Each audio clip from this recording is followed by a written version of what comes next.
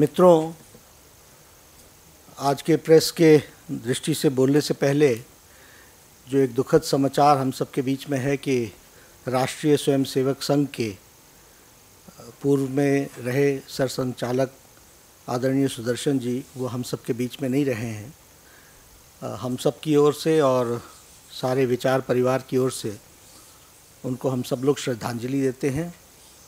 और जो सारा जीवन उनका रहा वो राष्ट्रवादी विचारधारा को बढ़ाने के लिए और उसको मजबूत करने के लिए उन्होंने सारा जीवन लगाया। और विचार परिवार ये महसूस करता है कि उनके बताए हुए रास्ते पर हम लोग पूरी ताकत के साथ आगे लगे। ऐसी ईश्वर हम सबको शक्ति दे और उनकी आत्मा को शांति दे, ये हम लोगों की प्रार्थना है। मित्रों, कल कैबिनेट ने कुछ महत्वपूर्ण फैसले लिए हैं। भारतीय जनता पार्टी ये महसूस करती है कि फॉरेन डायरेक्ट इन्वेस्टमेंट रिटेल के क्षेत्र में ये बहुत ही दुर्भाग्यपूर्ण है। भारत की अर्थव्यवस्था को बहुत ही गहरा चोट पहुंचाने वाला फैसला है और भारतीय जनता पार्टी इसका पुरजोर विरोध करती है। We condemn the decision taken by the Union Cabinet for foreign direct investment in retail sector.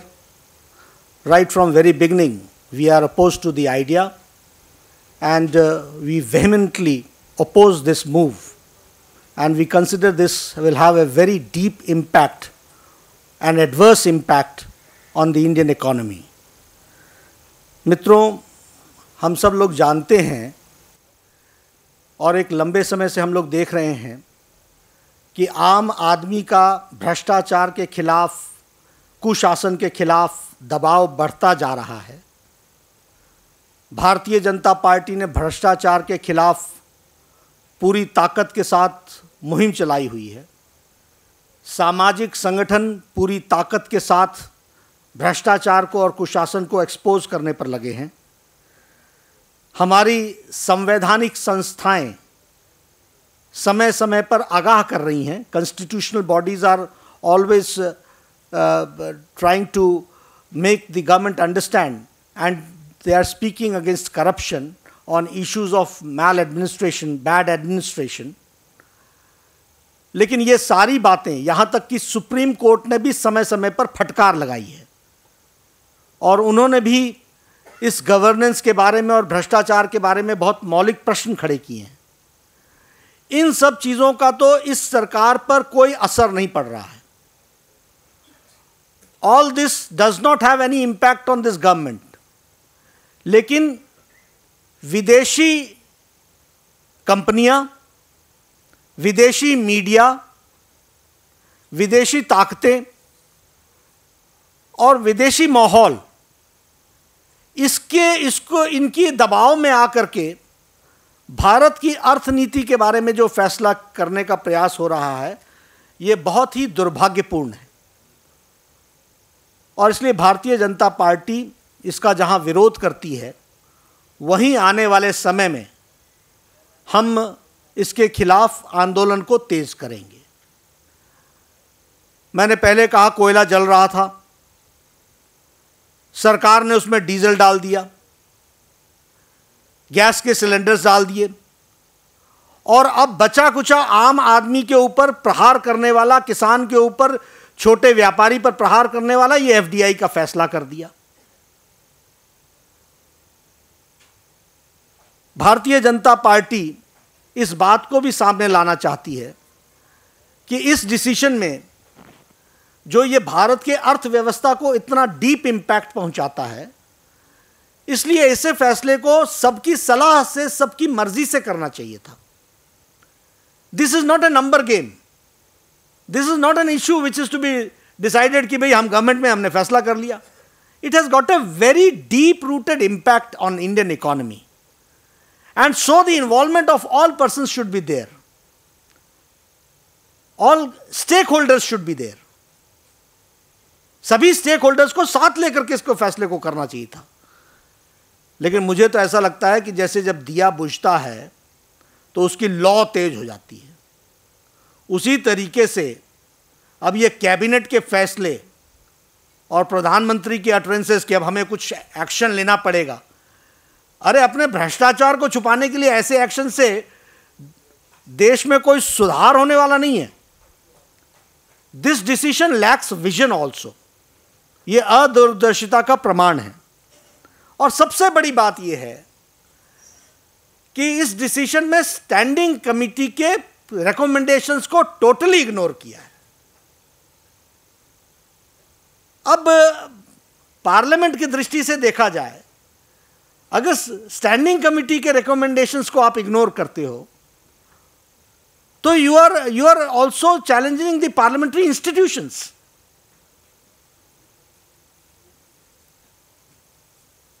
इसलिए हम विरोध भी करते हैं, ये against the interest of nation है।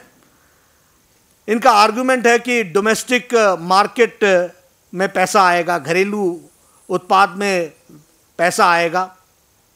ये आर्गुमेंट्स बड़े सतही आर्गुमेंट्स हैं। सच्चाई ये है कि इसका असर खुदरा व्यापार पर भी पड़ेगा, खुदरा खेतीबाड़ी से जुड़े हुए लोगों पर भी पड़ेगा और डोमेस्टिक मैन्युफैक्चरिंग मार्केट को भी इसका असर पड़ने वाला है। एक बात जरूर है कि जब हम ये सारी बातें कहते हैं तो हम सुधार विरोधी नहीं हैं। We are not anti reforms. The NDA government has witnessed one of the most, it was a government where most of the reforms took place. इसलिए हम रिफॉर्म्स के विरोधी नहीं हैं, लेकिन हम अंधा अनुकरण के विरोधी हैं। किसी भी चीज का हम अंधा अनुकरण करें। और इकोनॉमी के बारे में मैं बहुत स्पष्ट कह दूं कि the system has to always take into the consideration of the domestic conditions. Without taking domestic conditions into consideration, applying a system is going to be a failure and anti-people, anti-nation also. इसलिए हम कहीं का model उठा करके हम अपने साथ जोड़ने का प्रयास करें, ये मुझे लगता है कि ये देश के हित में नहीं है और हमें भारत की कंडीशंस को ध्यान में रख करके ही करना चाहिए था। मैं एक बात और भी आपके ध्यान में लाना चाहता हूँ। जब सारी वर्ल्ड इकोनॉमी स्लो डाउन के प्रोसेस में थी, जब सारी वर्ल्ड इकोनॉमी पर अपना इसका आर्थिक मंदी का असर पड़ रहा था, तो हमारी इकोनॉमी ने अपने आप को सस्टेन भी किया और बदतर हालत में होने के बावजूद भी, हमारी अपनी इकोनॉमी बुरी हालत में होने के बावजूद भी, भ्रष्टाचार होने के बावजूद भी, कुशासन होने के बावजूद भी उसका इंपैक्ट इकोनॉमी पर नहीं पड़ा। This we have to understand. और इसलिए इन बातों को ध्यान में रख करके Bharatiya Janata party FDI in retail का विरोध करती है और आने वाले समय में भ्रष्टाचार के साथ, जो भ्रष्टाचार के खिलाफ और जो कुशासन के खिलाफ और ये एफडीआई के विषय को लेकर के हम अपने आंदोलन को तेज करेंगे। मित्रों, जहाँ तक घोटालों का सवाल है, ये तो एक जिसको बोलते हैं कि धारावाहिक सीरियल बन गया है। एक के बाद एक हर दिन नया खुलासा और खुलासे पे खुलासा। और अगर हम इसकी बात करें, जैसे पहले हमने बातचीत की, हमने कहा कि ये बड़ी सिलेक्टिव इंक्वायरी हो रही है, लेकिन उस सिलेक्टिव इंक्वायरी में भी हमारे को ध्यान में आया कि किस तरीके से कंपनीज ने गलत जानकारियां दे करके और ये कोल ब्लॉक्स आवंटित हुए थे। आज से पिछले सप्ताह में हमारे चीफ स्पोक्स पर्सन और डिप्टी लीडर राज्यसभा में रविशंकर जी ने बताया कि ये लूट के पैसे का अब ये आर्बिट्रेशन भी करने लगे हैं। मंत्री जी ने उसका खंडन किया उस दिन और 3 दिन बाद मान गए। तो ये खुलासे पे खुलासा चल रहा है। आम आदमी को अगर मिट्टी भी खरीदनी हो तो उसको रॉयल्टी देनी पड़ती है, और इन्होंने सरकार की प्रॉपर्टी कोयला मुफ्त में बांट दिया, और मुफ्त में बांटते समय मुफ्त तो बांटा, सरकार को जिससे चूना लगा, सरकार को कुछ नहीं मिला। लेकिन जैसा सुषमा जी ने कहा पीछे कि कांग्रेस पार्टी को तो मोटा माल मिला, यानी भ्रष्टाचार की हर सीमाएं पार की गई। ऐसे जहां तक ये सारी बातें चल रही हैं, उसी में हम आज के दिन आपको आपके ध्यान में लाना चाहते हैं।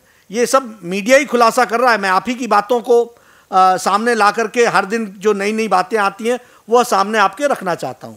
अब आज की अगर हम बात करें तो आज की मीडिया की खबर में ही है that Manmohan Singh met UPA chairperson Sonia Gandhi and communicated to her that his office had cleared the coal block allotment on the recommendations of her political secretary Ahmed Patel.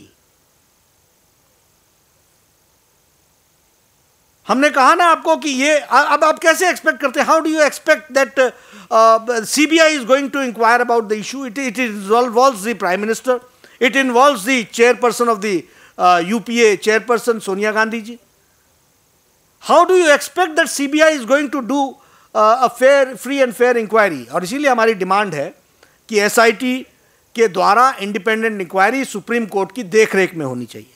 आगे यही लिखते हैं कि as he laid the blame for coal allotment squarely to Congress door, the PM explained that his then principal secretary TKA Nair had merely coordinated the allotment decision as desired by Ahmed Patel. आप देखिए ये भ्रष्टाचार के जो हम लोगों ने कहा, जो हम शुरू से कह रहे हैं कि किस तरीके से अब ये सामने खुलासे निकल रहे हैं कि आ रहे हैं कि मैं नहीं था, ये तो वो थे, और ये तो आपके कहने पर हमने किया। और ये किसके कहने पर किया? वो tallest leader of UP and Congress party. तो इसलिए भारतीय जनता पार्टी बहुत स्पष्ट रूप में कहती है कि यह आवंटन 142 कोल ब्लॉक्स का अलॉटमेंट रद्द होना चाहिए, SIT बैठनी चाहिए और प्राइम मिनिस्टर को तुरंत इस्तीफा देना चाहिए। इस डिमांड के साथ साथ मित्रों, आने वाले समय में हम अपने आंदोलन को और तेज़ करेंगे, और इस दृष्टि से जो हम लोगों का प्रोग्राम बनेगा 17 से लेकर के 24 के बीच में, हम सब लोग ज़िला मुख्यालय पर मेमोरेंडम लेकर के प्रधानमंत्री का इस्तीफा मांग रहे हैं, और हर प्रदेश के कार्यालय में हर प्रदेश के राज्यपाल को एक मेमोरेंडम दे करके हम इसका विरोध करने वाले हैं और प्रधानमंत्री का इस्तीफा मांगने वाले हैं। ममता जी है, SP है, BSP हैं, बहुत से बयान आ रहे हैं। भारतीय जनता पार्टी ये जानना चाहती है कि यह विपक्ष है, विरोध है या दिखावा है। अगर विरोध है तो राष्ट्रपति भवन जाएं और अपना समर्थन इस सरकार से वापस ले। ये एक छलावा सा लगता है कि आप कहने के लिए ये शब्दों में विरोध कर दो और उस सरकार को सपोर्ट करते रहो, उस सरकार के हर जब भी मुसीबत में आए तो उसको बचाने का प्रयास करो, उसके प्राणदाता बनो। इसलिए BJP is very clear that as far as BJP is concern, हम इसका विरोध करते हैं। और ये जो विपक्षी दल की नाटकबाजी है, इस नाटकबाजी को बंद करना चाहिए। या उधर खड़े हो जाओ या हमारे साथ आ जाओ। नहीं, देखिए, जहाँ तक उसके इलेक्शन का सवाल है, it's a very issue which can not be related with this. छात्र संघों के चुनाव में उसके नतीजे आते रहते हैं, लेकिन उसमें बहुत सी चीज़ें ऐसी आने वाली हैं। अभी जो खबर आ रही है, जिस तरीके से नतीजे और जिस तरीके से इलेक्शन के काउंटिंग वगैरह हुई है, there are many questions arising out of it. देखिए, ये विषय तो पार्टी के वरिष्ठतम लोग मिलकर के सब लोग तय करते हैं, लेकिन जहाँ तक राष्ट्रीय परिषद का सवाल है, ये राष्ट्रीय परिषद अपने नॉर्मल कोर्स में राष्ट्रीय परिषद हो रही है, और राष्ट्रीय कार्य समिति की बैठक में अध्यक्ष को दोबारा से चुनाव लड़ने का अधिकार है। ये राष्ट्रीय कार्य समिति ने फैसला किया है। उसकी अनुमोदन जो होती है वो राष्ट्रीय परिषद करती है। तो इस राष्ट्रीय परिषद में निश्चित रूप से उसका अनुमोदन होगा। बिल्कुल ये ध्यान हटाने का प्रयास है और कुछ एक्टिविटी दिखाने का प्रयास है कि वी आर डूइंग समथिंग। मैंने कहा ना, दिया जब बुझता है तो उसकी लौ तेज हो जाती है। दुष्यंत जी हमारे अपने अनुसूचित जाति मोर्चा के अध्यक्ष हैं और आप एक कार्यक्रम के बारे में जानकारी देना चाहते हैं। भारतीय जनता पार्टी का अनुसूचित जाति मोर्चा मंडल के अध्यक्ष, महामंत्री, जिले के सभी पदाधिकारी, प्रदेश के पदाधिकारी, अखिल भारतीय कार्यकारिणी का पदाधिकारी को खाली एक सम्मेलन होने वाला है। 17 तारीख को प्रातः 9 बजे हमारे राष्ट्रीय अध्यक्ष आदरणीय नितिन गडकरी जी उसका उद्घाटन करेंगे और 3:30 बजे उसका समापन के लिए लोकसभा में विपक्ष की नेता बहन सुषमा स्वराज जी उसका समापन करेंगी। ये कार्यक्रम पूरे दिन चलने वाला है। इसमें प्रस्ताव भी आएंगे और सबकी सहभागिता भी होगी। तालकटोरा स्टेडियम प्रातः 9 बजे आदरणीय गडकरी जी उसका उद्घाटन करेंगे और सुषमा जी समापन 3:30 बजे। आप सब सादर आमंत्रित हैं। धन्यवाद।